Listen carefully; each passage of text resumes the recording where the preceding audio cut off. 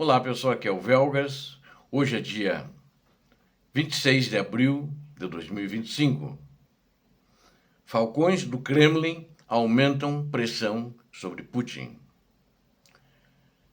Quero convidá-los a inscrevam-se no canal, deem um like, compartilhem com suas redes sociais e façam os seus comentários. Eu conto com você inscrito no canal, você que assiste, porque aqui você vê a verdade. Inscreva-se. Muito obrigado. Já está existindo uma divergência, talvez já seja até um conflito entre autoridades russas e os chamados patriotas russos, que são autodenominados falcões do Kremlin. E esse pessoal está aumentando a pressão sobre o ditador da Rússia. As autoridades russas temem realizar uma nova mobilização para aumentar a quantidade de soldados no teatro de operações da Ucrânia, porque eles já consideram os veteranos atuais contra a Ucrânia uma ameaça. Ou seja, eles consideram que se a guerra acabar hoje, essas pessoas que estão no fronte voltarem para suas casas, elas são uma ameaça para a Rússia, mas eles dizem para a Rússia, mas na realidade é uma ameaça para o sistema, para o regime do ditador da Rússia, Vladimir Putin. Existem blogs falando sobre isso, já blogs, canais, etc., blogueiros russos. E um deles, que já em outras oportunidades eu citei, é o Sviatoslav Golikov. Ele disse isso em uma entrevista que ele deu ao canal de TV russo, o canal chamado Stalingrado, respondendo a perguntas do apresentador de que os soldados russos retornam à guerra contra a Ucrânia completamente diferentes. Eles já viram muita coisa e não têm medo de muitas coisas. Essa foi a resposta dele. Parece que o Estado vê estas pessoas como um fator de risco político interno. Por alguma razão, os veteranos são vistos como uma ameaça, disse ele. Isso está em total desacordo com a afirmação de que os veteranos são o orgulho do país. É isso que o Putin vive falando nas suas entrevistas na televisão russa, para motivar as famílias, né? Ele não quer que nunca alguém diga para ele que ele está mandando os próprios cidadãos russos, seus compatriotas, a morrerem na Ucrânia, porque ele faz os chamados moedores de carne, que é aqueles soldados que vão em linha e são massacrados pelas tropas ucranianas. Golikov também ele dissemina sistematicamente a propaganda militar da Rússia. E ele está apelando à escalada da guerra contra a Ucrânia. Ele falou aquilo, mas ele muitas vezes já se posicionou contra, inclusive, o regime do Putin, porque ele é um dos que incentiva, não é o único blogueiro, a escalada contra a Ucrânia. No canal dele no Telegram, ele tem mais de 62 mil inscritos. O invasor russo, né, ele sonha, na realidade, em capturar Odessa e liquidar a Ucrânia. Isso esse blogueiro fala sempre, né? Nós temos que capturar Odessa e liquidar a Ucrânia. Vamos lembrar que vários canais pró-guerra do Telegram acusam as autoridades russas de fraqueza. Então, eles acham que tem que atacar, tem que pegar Odessa, tem que pegar toda a Ucrânia, e eles acham que as autoridades russas são fracas, são indecisas, e eles acham que eles estão traindo aos interesses nacionais da Rússia. Então, você vê que esses são os superpatriotas, mas são perigosos, porque eles incentivam a que os crimes contra a Ucrânia continuem. Eles acusam, então, o ditador russo nas suas decisões de fraqueza. E eles são ultranacionalistas, estão indignados com o fato de que os mais altos escalões do poder estão supostamente prontos para um congelamento da guerra. Então, eles sentiram isso lá, que na realidade, através de conversações com o Donald Trump, o Putin está meio propenso a querer congelar a guerra, mesmo que seja para inglês ver, daqui uns tempinhos ele começa a fazer a guerra novamente. E o presidente russo Vladimir Putin, ele teme o fim da guerra devido à situação política interna, né? Mas a política interna onde? Na Rússia não.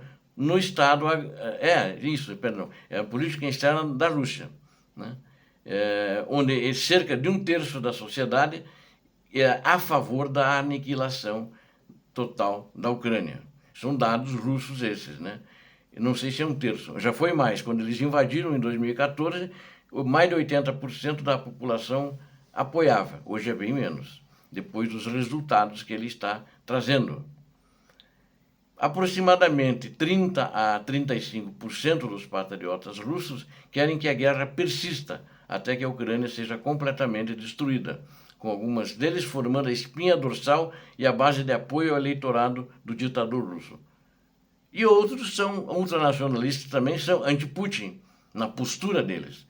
Agora a gente precisa ver, esses que são a favor da guerra, eu acho que eles são meio imbecis. Eles não conhecem, apesar de estarem próximos, a situação da Rússia, do exército russo, que é caótico, que tem quase 1 milhão de baixas, que perdeu mais de 20 mil veículos blindados de transporte de tropa, que perdeu mais de 10 mil tanques de guerra. Então eles acham que está tudo normal, né? Mas é porque eles não estão lutando, embora que eles circulam na zona de guerra para assistir melhor a guerra de perto e poder atualizar a sua audiência com as novidades da guerra.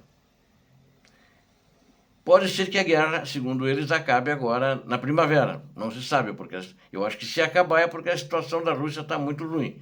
E se acabar é porque o Putin vai aceitar as condições da Ucrânia através do Trump. Por enquanto ele não está aceitando. Ele está mandando sinais para o Putin do que ele quer, para o Putin não, para o Trump, e o Trump está repassando como se fosse negociada aquela posição. Não tem nada do que a Ucrânia pediu. Tudo o que o Trump quer, está forçando de maneira descarada, é que o presidente Zelensky aceite o cessar-fogo para negociar a paz, depois que ele reconhecer que a Crimeia é território russo e a Ucrânia não vai mais reivindicar. Isso é coisa de louco. Eles estão querendo armar uma outra guerra, né?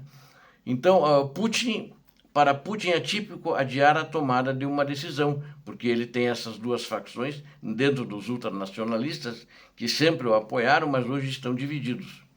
Então ele está tentando, não sabe o que fazer e procura, já que tem essa divisão no seu grupo, ele adia a decisão, né? Nesse caso, pelo menos até o fim do ano, eu acho que ele vai tentar adiar a decisão e acredito que esses defensores da guerra que fazem com que, de fato, eles sejam, porque é o apoio dele, é a base eleitoral dele, né? Que a guerra continue pelo menos até o fim do ano. Essas pessoas têm uma influência significativa sobre Putin e reforçam sua crença de que uma contraofensiva de verão deve ser realizada. Então é isso que eles estão esperando, que o Putin faça uma contraofensiva de verão com equipamentos norte-coreanos, porque os russos já acabaram, e mísseis norte-coreanos também, e drones iranianos, ou seja, a Rússia acabou, de fato. Se não é o apoio desses dois outros estados criminosos, a Rússia já teria que ter deposto as armas. Bom, outro fato importante que eu quero relatar para vocês, mais como curiosidade, é o filho da vice-chefe da CIA, a Central de Inteligência Americana, ele se juntou ao exército russo e é morto na Ucrânia, em combate na Ucrânia. Eu fiquei, por que esse cara, né? Ela é vice-chefe, ela tem agora do governo Trump, né? E o cara já rodou um ano, defendeu a causa palestina, que é o que justamente esse governo é contra a causa palestina, né? E aí acabou indo para a Ucrânia, onde se alistou nos voluntários russos para lutar. É um rapaz de 21 anos. O nome da mãe dele é Julian Galina Gloss, né? Então é a mãe desse. Ele é Michael Gloss e ele tinha 21 anos e faleceu agora há poucos dias, e eu achei isso uma questão interessante, né? Acho que é o tipo de filho rebelde que vai na direção contrária ao que os pais defendem, mas ele não foi totalmente ao contrário ao que os pais defendem, porque o Trump defende a Rússia, e ele foi para o lado do russo justamente lutar, mas eu achei estranho ir à guerra e acabar morrendo na guerra. Obrigado a vocês que assistiram esse vídeo, conto com vocês, inscrevam-se no canal, deem um like, compartilhem com as suas redes sociais e façam seus comentários. Conto com você, inscrito, porque aqui você viu a verdade. Deus abençoe vocês, Deus abençoe a Ucrânia, Deus abençoe o Brasil. Paz e bem, paz para toda a humanidade.